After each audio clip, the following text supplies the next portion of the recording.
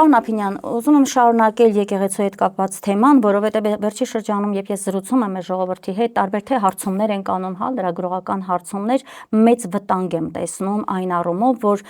ժողովուրդը ես կարծում եմ, որ պետք է շատ համախմբված, այսպես մեր եկեղեցու թիկունքին կանգնած, իհարկե դա այդպես է, հավատավոր մեր ժողովուրդն այդպես է, եւ եթե փորձեք գնալ Էջմիածին, մոտենալ Մայր տաճարին եւ հանկարծ ինչ-որ մեկը զգա, որ որևէ մեկը մոտենում է վնասելու համար կամ հարձակման համար, կտեսնենք ժողովրդի պատը, ինքս ականատես եմ եղել, ինքս էլ կազմել եմ այդ պատը։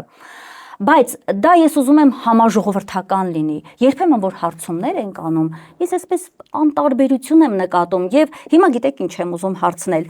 հայ եկեղեցու ինքնության մեջ, հայի ինքնության հաստատման մեջ,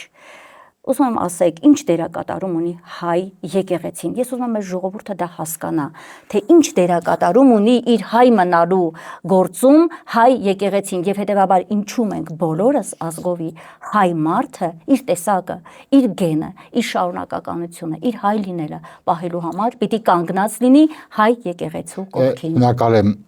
այդ հարցի համար եւ միանգամից պատասխանեմ, որ շատերը ասում են ուր է հայ ժողովուրդը, ինչու չեք գալիս, ինչու չեք համախմբվում, գիտեք, ժողովուրդը երբեք ինքը չի համախմբվելու, ովքեր քաղաքականության պատմություն գիտեն, ովքեր հասարակական կյանքի ներքին խնդիրներին իրազեկ են, նրանք գիտեն, որ ժողովրդին չի կարելի այդ բաները պահանջել, միշտ պիտի հայտնվի կազմակերպիչը, մեր բոլոր դարերում, ոչ միայն Հայաստանի, համաշխարհային քաղաքականության մեջ միշտ պիտի հայտնվի կազմակերպիչը, օրինակ բերեմ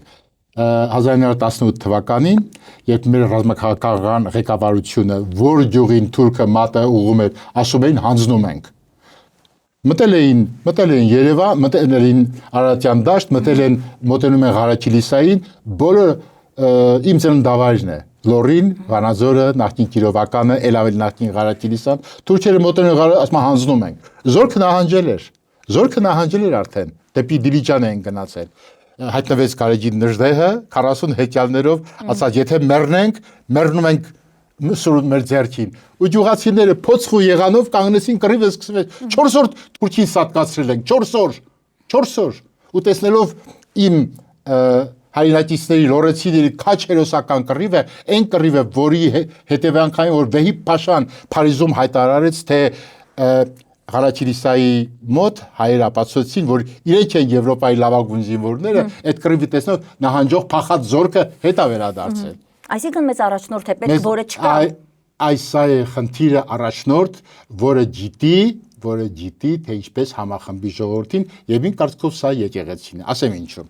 18 թվականին, երբ էլի այդ նույն ռազմաքաղաքական ղեկավարներ, ոնց անուն չեմ ուզում տալ, որտեղ ամեն ինչ հանձնում էին։ Սարդարապետը հանձնենք, Երևանը հանձնենք, եկան հասան Էջմիածինն էլ հանձնենք։ Կաթողիկոսին էլ ասում են հերաց գնա Սևանում հանգիստ մնա։ Վեհապարին ասում են գնա Սևան կամ Բյուրական, այսեր ենք հանձնում։ Եվ Գևորգ 5-րդ կաթողիկոսը, իդեպ այս հուշը մեզ է մնացել իմ պաշտերի գրող Ստեփան Զորյանից, ես Զորյանագետ եմ, գիտեք, եւ աշխարհչափ սիրում եմ այդ գրողի ամեն տողը, Զորյանն է այդ հուշը թողել, ուրեմն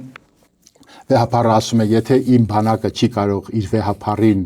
իր սրբարանը, իր վեհարանը պաշտպանել, ես սուր կառնեմ ձեռքս ու կընկնեմ վեհարանի աշճանների վրա։ Եվ հրամայում է վեհապարը հնչեցնել Հայաստանի բոլոր եկեղեցիների զանգերը, հնչեցնում են գյուղերը, քաղաքները, շենները, ամեն տեղ եւ ժողովուրդը վեր է կենում ու սատկացնում է թուրքին։ Մենք ուժեղ ենք։ Թուրքը մեր դեմ ոչնչություն է, չի կարող նա մեր դիմակայել։ Չի կարող։ Եվ այդ չզինված զորքի առաջ հայոց բանակի արչև չզինված թուրքական բանը խոճապահար փախչում են եւ եթե մի քիչ ավելի շարունակեինք ոչնչացնելու ենք նրանց մինչեւ վերջ սա է հայի ուժը առաջնորդ է մեզ պետք ժողովրդին խնդրեմ երբեք թույլ չտաք հենց ձեր հաղորդումներ թույլ չտաք ժողովրդին անվանարկել սա այն ժողովուրդն է որ երբ որ ասացին կալիք կա 5000 հոգի գնացին իրենց մատաղ կյանքը տվեցին բանաստեղծներ տաղանդավոր մարդիկ սիրուն տղաներ նայվես լացդ գալիս ինչ սերունդ է եկել ինչ հրաշալի առաջնորդա պետք արյուծ առաջնորդա պետք Հայաստանին որ ու դա եկեղեցին է ու թող Գևորգ 5-րդ սրբազան կաթողիկոսի արարքը դառնա մեզ համար օրինակ սա է որ մեզ պիտի փրկի վերկացեք ճշգրիտ ասեք ինչ եք անելու ճշգրիտ ասեք ինչ եք անելու եւ անպայման այդպիսի առաջնորդի կողքը կանգնողներ են պետք, որովհետև երբ որ Գևորգ կաթողիկոսը 5-րդ Գևորգ կաթողիկոսը ասաց, որ ես մնալու եմ ու զոհվեմ Բեհարանի աշճանների վրա, զինվորականը, որ եկել էր մայրաթոր, ասաց, բայց արդյոք միաբանությունը համաձայն կլինի ձեզ հետ, որ դուք այստեղ զոհվեք, վեհապարը հանձնարարել է միաբանությանը կանչել դահլիճ։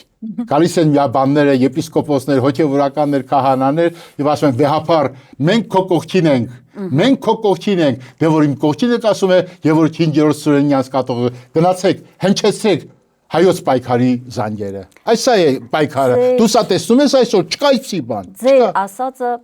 թափանցիկ պարզ հստակ ակնարկ չէր սա, հստակ ասեցիք, որ այո, հստակ ասացիք, թե որտեղից պետք է բացվի լույսը։ Դա հայ եկեղեցուց է եւ դա ակնկալիքը մեր կաթողիկոսից է։ Ավելին պետք է անի կաթողիկոսը։ Անպայման ավելի պիտի անի։ Այսինքն հայտարարություններ մենք լսում ենք։ Հայտարարությունները բավարար չեն։ Ինչեւ էստեղ կուշտենք։ Թղթերով այսպես ինչ որ բան տեքստեր կարդալ չենք ուզում։ Մենք գործ ենք ուզում